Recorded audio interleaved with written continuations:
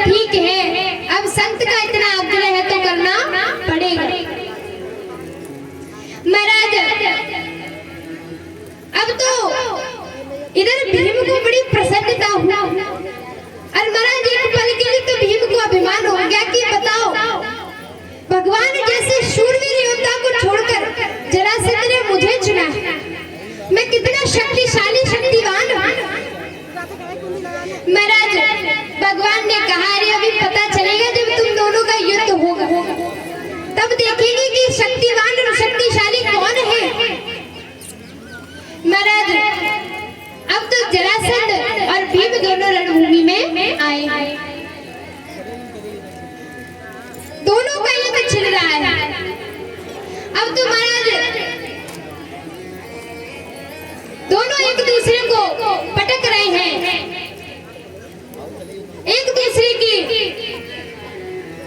दोनों में महाराज बहुत बड़ा भयंकर युद्ध हो रहा है। लेकिन देखो जरासंध कितना वीर है। भीम भगवान से इशारे में कहते हैं, प्रभु अब हमसे लड़ा नहीं जा रहा, देखो इन्होंने तो हमारी नस नस ढीली कर दी है, कितना बलवान है जरासंध। अगर मुझे ऐसी पता होती तो मैं तो हां ही नहीं करता,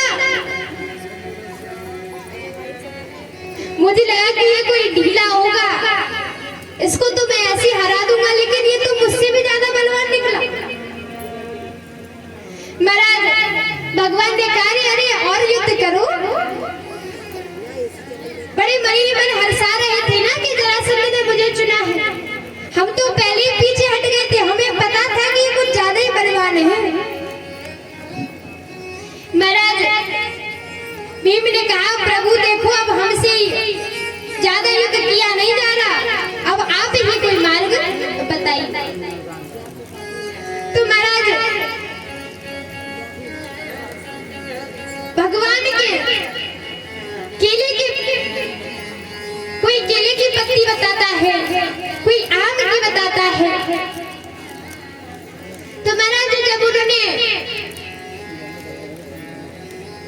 पत्ती ली और उनको भीम की आंखों के सामने बीच में से अलग कर दिया और उनको दोनों को ऐसे फेंक दिया।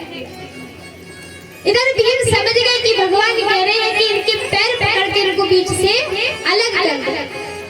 महाराज युद्ध करते करते भीम ने जरासंध के दोनों पैरों को पकड़ा और बीच से अलग कर दिया और महाराज सीधे फेंक दिया। अब तो सीधे फेंका है तो वो धीरे धीरे धीरे